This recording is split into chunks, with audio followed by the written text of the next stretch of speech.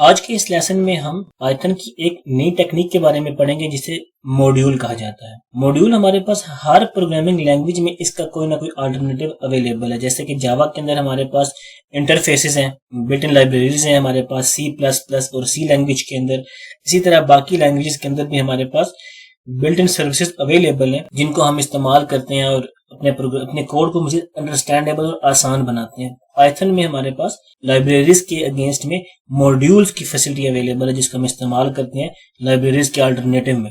हमारे Python modules हमारे पास असल में होते क्या हैं, ये हमारे पास बिल्कुल पाइथन की एक फाइल होती है। जिस तरह हम सिंपल पाइथन की कोडिंग कर रहे होते हैं, बिल्कुल वैसी एक पाइथन की सेपरेट फाइल होती है जिसमें पाइथन के तमाम code, functions, classes, variables as बिल्कुल सिंपल जैसे हम बाकी बनाए जाते हैं बिल्कुल वैसे बनाए जाते हैं।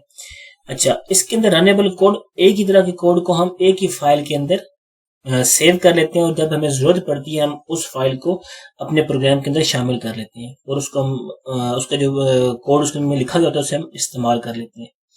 हम अभी पहले इस लेसन में देखेंगे कि हम मॉड्यूल्स क्रिएट कैसे करते हैं और उनको सेव कैसे किया जाता है, और उसके बाद हम देखेंगे इस मॉड्यूल्स को अपने प्रोग्राम, किसी भी प्रोग्राम में अगर हम शामिल करना चाहें तो हम इनको शामिल कैसे करते हैं।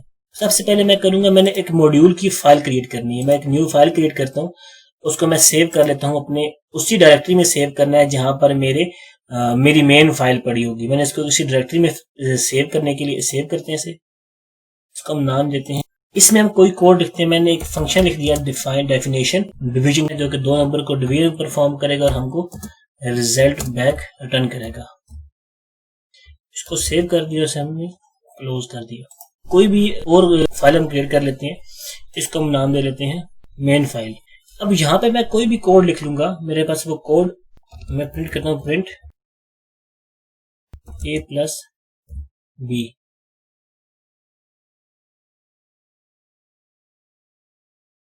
इसको रन किया तो इसने मुझे रिजल्ट प्रिंट कर दिया 20।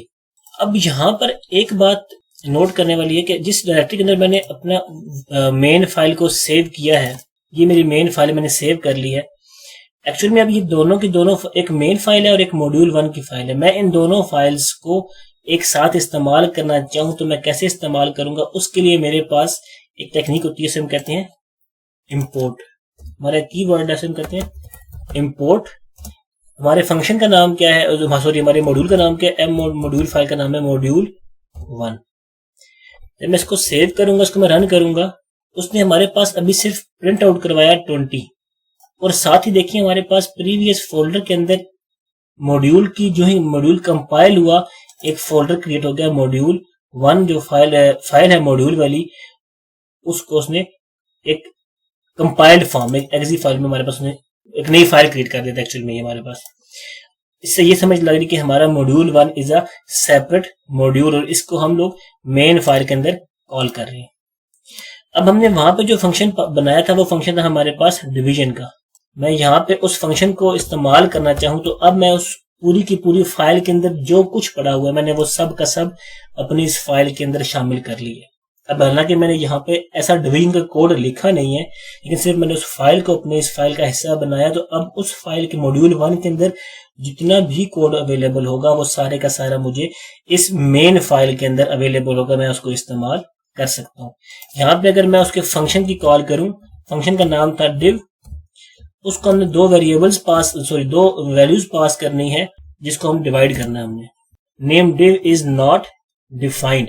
अब यहाँ पे वो इसलिए हमें एरर क्रिएट करके दे रहा है कि हमेशा जब भी मॉड्यूल की फाइल को कॉल किया जाए तो मॉड्यूल के नाम के साथ इसको कॉल किया जाता है। मतलब कि ये किस वाली फाइल का हिस्सा है, ये div का जो फंक्शन है ये मॉड्यूल 1 की फाइल का हिस्सा है, तो इसलिए इसको मैं मॉड्यूल 1 डॉट उसका जो फंक्शन है उसके जरिए मैं से एक्सेस करूंगा। अब उसने मुझे रिटर्न बैक कर दिया 5.0, जो हमारे पास x को उसने 2 से डिवाइड करने के बाद रिटर्न बैक कर दिया। ये हमारे पास एक तरीका कार है कि हमने मॉड्यूल के अंदर से किसी फंक्शन को कॉल कैसे करनी है, मॉड्यूल को हमने अपने प्रोग्राम का हिस्सा कैसे बनाना है।